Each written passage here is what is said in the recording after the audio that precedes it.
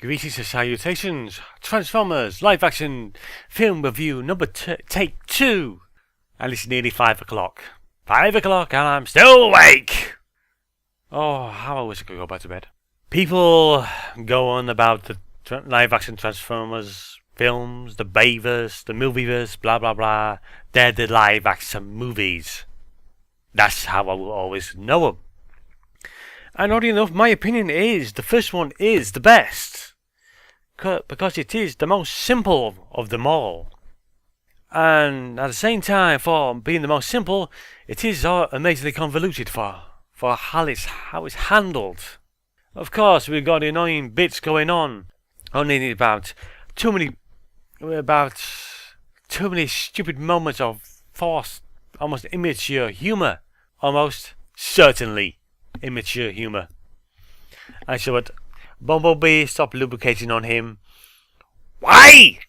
Calling the credit card company just to be able to make a call back to the defense forces in the middle of a battle. And of course I had to go for the old stereotypical Indian call center thing. The only live action Transformers film I own is the first one. I won't own the others. The simple fact is, as I pointed out before, first one is the best one. At least in my opinion. Sure, the fight scenes may have got better in the others where you got more clue what's going on. But there comes the problems with the others. Who are these people that are fighting?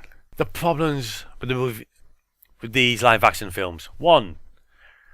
There are too many points of view going on. We have the hackers. We have the Transformers themselves. We have the military. Broken up either into the military defense or the actual military guys. And then, of course, the main one, supposedly, is Sam Witwicky, a bloody extortion artist, if ever was one to be seen. The film opens up rather nicely, with Blackout making his introduction. Now, if only the film had continued this tone, or at least to that degree of quality, but it didn't. You had to go with a stupid humour. The over-the-top cop who's interrogating Sam over drugs. There's actually drugs for his dog. And he's going, oh, you want to do some mojo? And it just basically ends with, are you doing drugs? But still, getting to the point. Simplest terms. Storyline. Once upon a time ago, the Allspark created life on Cybertron. The Allspark was removed from Cybertron to keep Megatron from getting his mitts on it. The Allspark ended up on Earth, found by one of Sam's distant relatives. Megatron went to Earth to get the Allspark, was frozen into a block of ice. Bumblebee is there under the skies to find the Allspark.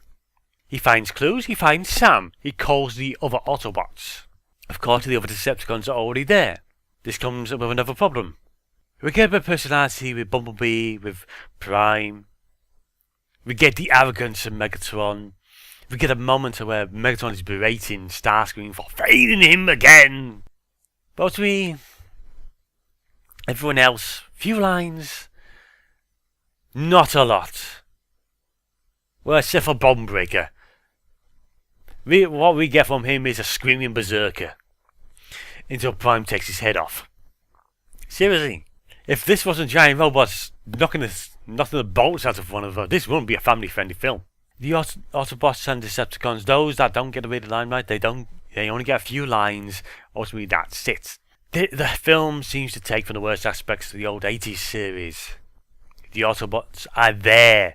They get a few personality quirks, but ultimately not much depth. As pointed out before, I've heard in the comments, the film's much be called Sam Witwicky and his transforming friends. The visuals are nice, although I could really get done without the slow motion fight scenes. Cut down on the eye candy actually make Michaela even more important other than what she was, other than a driving force for Sam. Yeah, she has that one moment where she's been a badassery where she gets Bumblebee back into the fight where Brawl was taken down. And it's pointed out in the film, Brawl was mistakenly called Devastator. Don't get me started on Devastator. I don't mind the design, it was how it was handled, and for crying out loud, wrecking balls! Grow up!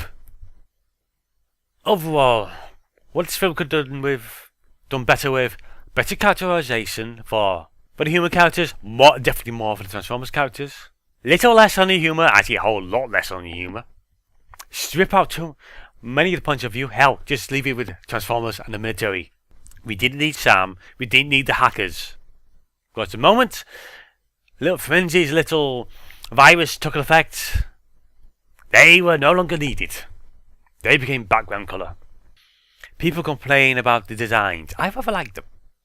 They worked. These are transforming mechanical life forms that don't necessarily need big and bulky.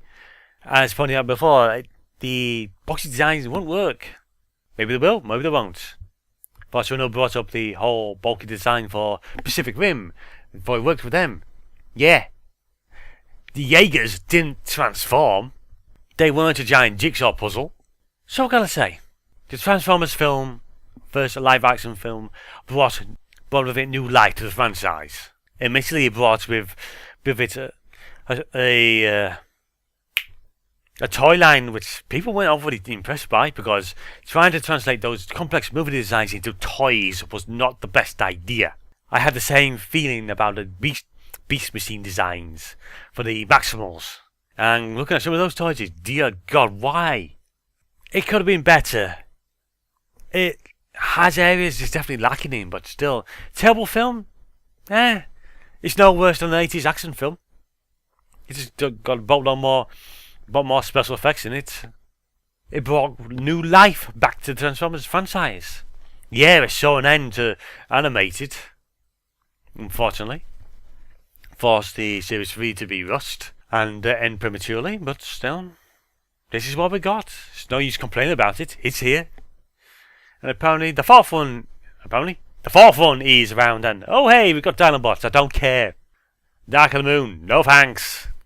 It had good moments in it, but still, the films got worse. More characters, more lucky characterization in it. Yeah, I loved the Dread highway fight. Up until the point we get the slow motion bits with Bumblebee ejecting Sam, but erasing away from him. And apparently the comic and book, possibly the book series that accompanied the live action films, made sense, were good. Not the films. The films are enjoyable enough if you like them. Not saying they're particularly brilliant. That's like saying the original 80s animated series was brilliant. It wasn't. They were lacking in their aspects. But still, it's there. It could have been a lot better, it could have been a lot worse, but still, it's passable. It's a decent enough film. And now that I'm done rambling, peace out, people.